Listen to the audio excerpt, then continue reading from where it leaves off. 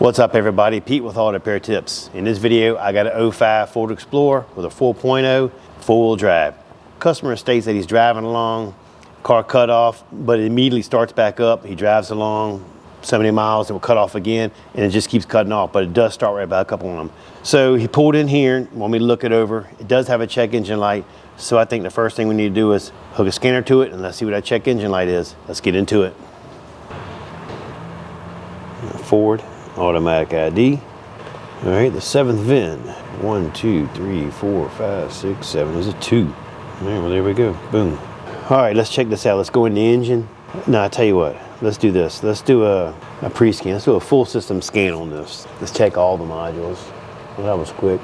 So it does have anti-theft code. First thing pops up. It says here the system 2, bank 1 is lean, bank 2 is lean. Right here and here, and that could be an indication of a vacuum leak possible with a lean condition. It does have a fuel rail pressure circuit is high, and it does have an EGR, insufficient flow. So a couple things to look at. With the system being lean like that on bank 1 and bank 2, you could get this code. I have seen them come those three before, but we also have this circuit high on the fuel pressure rail. Now I do know that this doesn't have your normal pressure regulator. On these Fords here, it's an actual sensor that goes right into the fuel rail system, and I think it's like 4 or 5 wires. And what it does is it reads the temperature of the fuel and the pressure of the fuel, and it tells the computer like it's got high pressure, low pressure, and it changes the output to the injectors. It just changes the way they fire. And that could cause a cutoff condition too, to be honest with you. Let's do this. Let me pull a wiring schematic on this, and let's see if this rail pressure sensor is any way tied in with this EGR valve. Let's kind of get a direction. Let's find which way to go here. Let's get a direction. Well, we said it was a four-wheel drive. Boom. All right, so let's look at the fuel pressure rail. Fuel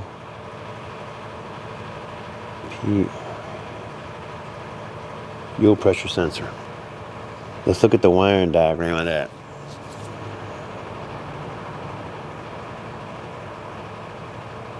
All right, so what we got is we do have a fuel rail pressure sensor right here. Let's see if any of these wires are connected to the EGR, which is right here. Let's start with the red. Let me hit that red wire. Nothing there. So the brown and white wire and the brown and white wire going to the EGR is the same. And where do they both go to? And they both go right into the computer, and that's your reference. Probably a 5-volt reference, maybe. I don't know. So it's a good possibility we either have a shorted out EGR module or a shorted out fuel rail pressure sensor. One of the two, right? Because they're both hooked together. Let's do this. Let's go to guided component testing. Let's see if the fuel pressure sensor is here anywhere. Fuel pressure, fuel system. Let's go to fuel system. Fuel pressure right here. Rail pressure. Let's go to the rail pressure sensor. That's what I'm talking about. Let's do the DC volts test. 1, 2, and it's a 4-pin connector, it looks like. Pretty sure we have this one here. Could have that one. Let's see, harness back ribbon connector.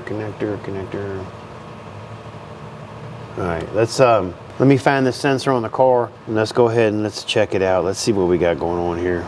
And basically it works just like a daggone coolant temp sensor. You start out with 4.5 volts, and I guess the more pressure that's in the system, the lower the volts possible. So we're gonna go right to the signal wire, and the signal wire is going to be, signal wire is gray and red. So I got the hood open, check down inside there. There's something been eating. Something's been having dinner down there. There we go. That was Thanksgiving dinner for some kind of animal.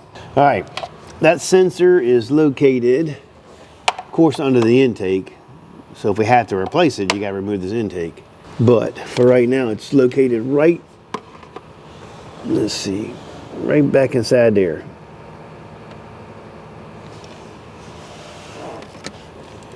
Right here, that's the harness to it. So I can definitely back probe it from up here. But the wires we're looking for are gonna be, what did it say? I think it said gray and black, didn't it? Red and gray. Let's take a look. So the wire we're looking for is in the number 4-pin slot. It's on the end, and I have a gray and red one right there, and a other side is just plain old red, looks like. All right, so that's gonna be the one we're gonna tap into. All right, so looking at this, I think I was looking at it backwards. I told you guys wrong. With the engine off, I have 0 volts. That is 0 PSIs. And if I were just look to the scale on the right-hand side and pay more attention when I was reading this, I'd have got it right the first time. But what's gonna happen is the higher the voltage, the more fuel pressure you have. So let's go ahead and start this thing up. We're at 0 right now because the car is not running, and let's see what the fuel pressure does. All right, hopefully I got the glare away. Let me go ahead and start this thing again. Let's see what happens.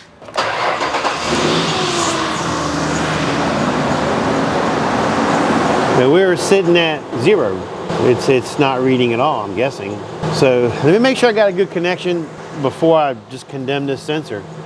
Am I reading something wrong here? So I almost made a big mistake, just not thinking and moving too fast. That's why it's always best to double check yourself. They want you to put the yellow to the signal wire. And if you look right here, that signal wire is number 1. It's the red and pink one, okay? So I moved it over. I had it on the return. What I was thinking, I have no idea. But again, it should have been on the signal wire, which is the number 1, which is right here, and that's red and pink. So let me go ahead and get the meter up. So I've already got back probed on there. Let's go ahead and look at it. If you look at it, it's sitting 2.7, I think it is, and that's right about 40 PSIs. What I don't like though is the waveform. It's real noisy. Let me adjust my ground, see what happens. No, it's still the same, but we're at 40 PSIs, right? So let's check something out right quick. Let's go over here to my SureTrack.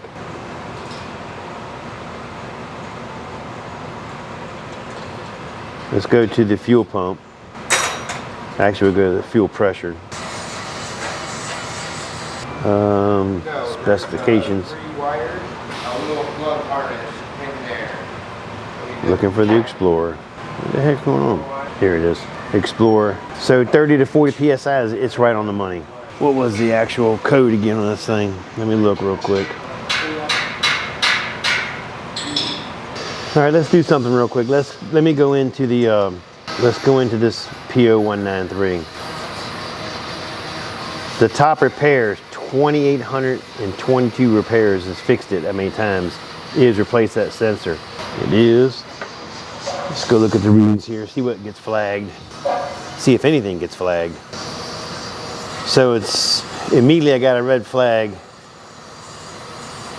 on the fuel rail pressure sensor. The PSI is at 39. It's, see how low it's dropping? And the volts are 2.8. That's got a red flag also. Let me rev it up. Let's see if those flags turn normal, like, or a blue color. If they turn blue, that means they just telling you there was an issue.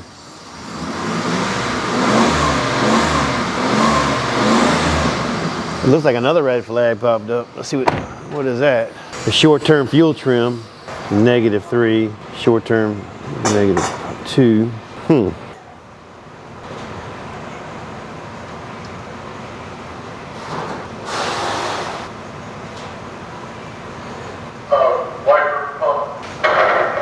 And if you're looking at it, I mean, it's a possibility that that sensor is going out, but it's also a possibility that the fuel pump's not putting out enough too, because it was under 40 pounds.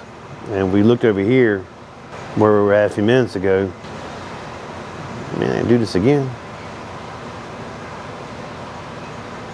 I think it was down here at the bottom. Explorer, it says 30 to 40. Tell you what, 30 to 40. Explorer Mountaineer, yeah, 30 to 40. 2.1 to 2.8 is going to be the range. And we're sitting at 2, the live one is 2.7777. So I mean, that's right there. Well, it's below specs. Well, no, it's within specs. I'm going with my gut. I'm going to go with the sensor that's glitching on it, because I really don't believe it should be that noisy, although I could be wrong. It's funny, whenever it gets to 38, it turns red. And if you look over here on the fuel rail pressure sensor, on the volts, it turns red. It's like the two aren't jiving. Tell you what I'm gonna do. Just give me a few minutes to do some reading and come up with a game plan. All right, catch you in a minute. But yeah, the one on my leg, one on my arm here. Get you put a tattoo on my ass. That's part of the perks of working here. Put a little sheet mark right there. So it looks like you're growing the tail. No shit. All right. After going through all the data and looking at everything, we're definitely going to go with that fuel pressure sensor. Something's not jiving right on it, and the readings don't look 100% right to me, but we're going to go with that. Also, I just got off the phone with a customer, and he was telling me that after driving it for about 20 minutes or whatever, of 60 miles an hour, I think he said, or 50 miles an hour, whatever it was, he noticed that battery light came on and the alternator wasn't charging. All right, first thing we do is get this intake off. It's the whole job, I think, takes like 2.5 hours, 2 point some hours anyway. But you start by taking the tube off. There's a clip that snaps on here, and you gotta be careful in these older model vehicles. The plastic is just junk. I say junk, it's just old. How's that sound? It's just old. Old sounds better than junk.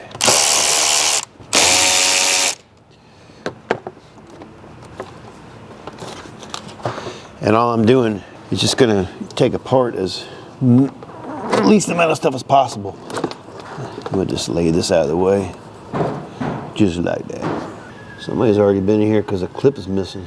This hose right here, you can feel it. Look at the black coming off of my hands just by messing with it. If I can buy this hose when we have it off, it's probably best just to go ahead and do this one because it ain't long for the world. It's just over time and heat causes that. One thing about these older Fords, man, they are loaded with vacuum lines. So before I start unbolting the intake, I'm gonna blow off everything down inside there.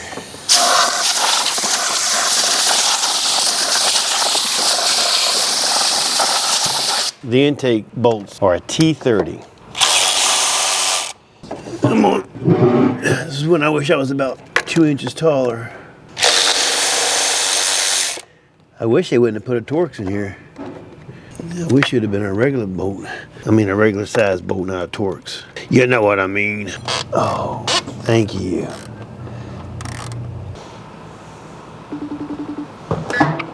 Yes? I was gonna ask you if Chick-fil-A takes that Apple Cash. You know how you can double click your phone and you know it's on the screen? Yeah. And you can just like you have Apple Cash? Do they take that? Like, I don't need a card for that, right? You know how it's like, you can just... They do Apple Pay. Do you have any Apple money on you? No. Do you have your green card on you? No, I never knew we were going. All right, let me see. Let me try to send you some money. Hold on, okay? I'll call you back in a minute. And then to do it, you just double click the button and you hit Apple. They can do it like that though, right? Yeah, let me just, okay. I'll call you back in a minute. So after you get the intake bolts out, there's 2 bolts that hold the EGR valve on. 10 millimeter heads. Take them out and the intake will just come out just like that. It's not really that difficult. So the biggest thing is once you get it out, this is where you want to take a second and look around, and you want to make sure that all your hoses are good. There's no dirt and debris. You clean up real good around here. The gaskets look good on the intake. 9 out of 10 times you can reuse the gaskets on the intake. You just need to clean up around the actual aluminum part of the intake. Looking at this one here, like we talked, like I was telling you earlier, there's definitely been a feast under here. There's turds, there's nuts, there's everything. So I'm gonna take a little bit of extra time and just check wires and make sure that nothing's been chewed up or just disturbed with by a rodent or a rat or whatever the hell it was. Once I get that done, the part came for this. It's held on with Torx. It's right here. The part number is, if I can get you to focus in on that. It's FPS 5. It's a standard part. Standard is normally a pretty decent part. I don't normally have a lot of problem with them. All right, well, you don't need to watch me check wires and hoses and things. That's pretty much easy enough to do. And you don't need to watch me put the intake back in. That's just gonna be a reverse procedure. There's nothing hard about it. Skill level on this job is probably about a 1.5. It's not that hard. And we were talking about the readings on the scope looking at this here. I don't know if that was noise or that's how that reading is supposed to look, but I went with this here simply because talking to the customer, again, he kept saying, he was describing this as an issue because this will cause your car to cut off. It'll cause it to miss. Really, it controls your fuel pressure, basically. So everything he was describing was that, and there was a code for that. I couldn't get it to glitch. And he does a lot of traveling. He's a farmer up and down the East Coast here, and he uses this for his work. So we don't want them breaking down. But once I get it on there, we'll definitely look at the scope again to see if the readings are any different. All right, I'll catch you in a little bit. So after I got the fuel pressure switch on there, I did a test on it, and the readings they look really close to being the same. Again, like I said, I just didn't feel right leaving that switch in there knowing it was glitching. Looking at the fuel pressure, the fuel pressure seemed a little low to me still. So what I'm doing is I'm doing a current ramp test on the fuel pump, and I'm checking the commutators in the fuel pump. And as you can see, there should be 8 commutators going across the board. Let me pause this. You got 1, 2, 3, 4, 5, 6, 7, 8. Those are your 8 bumps. They should be high and looking, you know, just like this right here. They should look just like this right here, or close to it as possible. That's just an example. It's not going to be exactly like that, but those are really low. So I mean, this fuel pump is probably on its way out. He's okay for right now. I will let him know that he's probably gonna need one in the future. The car is running a lot smoother. Let me show you that after I put that sensor on there. So, but it is running a lot smoother. It's not shaking as bad as it was. So that's looking pretty good.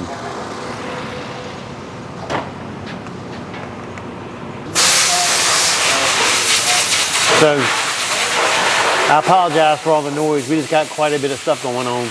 But anyway, I will recommend a fuel pump because I believe this is going to give him a problem down the road. Before we end this video, let me show you where I'm at on the 67 Camaro that we're restoring.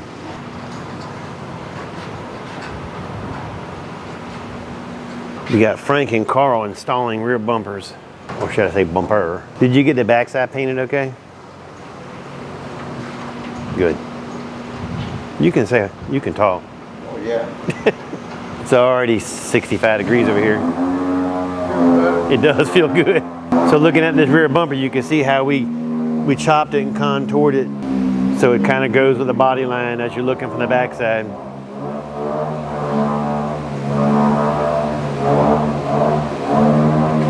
Working on the wiring.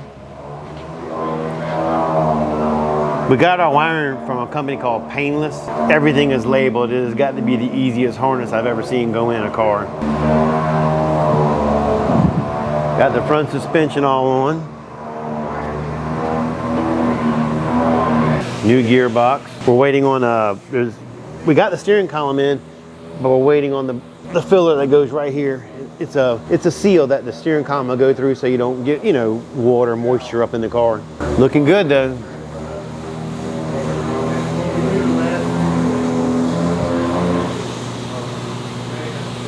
Won't be long now. Hopefully about in a month or so, this thing will be out of my shop.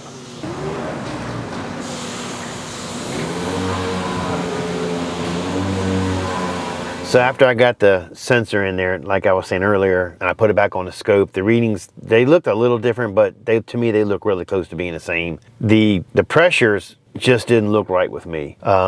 It said it was within specs, but it's like the flow wasn't. I mean, just something wasn't right, just something you could see it. So I took it for a test drive, and when I got back from that test drive, earlier I was showing you that it was idling pretty decent. Well, the idling started getting a little bit rougher. So let me show you what I did. I hooked my scanner to it, and I did a relative injector flow test. Look at number 1. It's a negative 73 and all the rest are fine. So we're going to have a number 1 injector issue problem. That's going to be another concern that we got. Number 1 injector basically has no flow. So I need to call the customer back and let him know, say, hey, look, you still got a fuel issue problem, but it's going to be with your injectors. But what I'm going to do is we're going to throw a set of injectors in this, or at least 1 injector. I'm going to see what he wants to do. I'm going to recommend all of them because I'm looking at them. It's easier to do all of them now than 1 at a time as they go bad, especially labor-wise. Other than that, let me get them in there. Once I get them in there, you don't need to see me put injectors in. If you want to see me do that, and you can go look at another video I made on a Ford pickup truck, it's exactly the same. There's no difference. And you look at that video.